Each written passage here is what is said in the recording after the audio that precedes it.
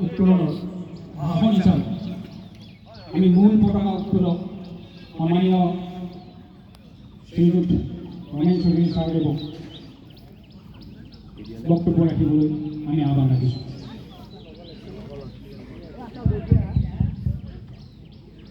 কমলপুৰ আঞ্চলিক ৰঙালী বিহু সন্মিলনী মুখ্য পৃষ্ঠপোষক মণ্ডলী মণ্ডলী কাৰ্যকৰী সভাপতি আমল ডাঙৰীয়া সাধাৰণ সম্পাদক প্ৰমুখে জয় জয়তে কমলপুৰ আঞ্চলিক ৰঙালী বিহু সন্মিলনীৰ তৰফৰ পৰা আটাইলৈ ৰঙালী বিহুৰ শুভেচ্ছা আৰু নতুন বছৰৰ জনাইছোঁ।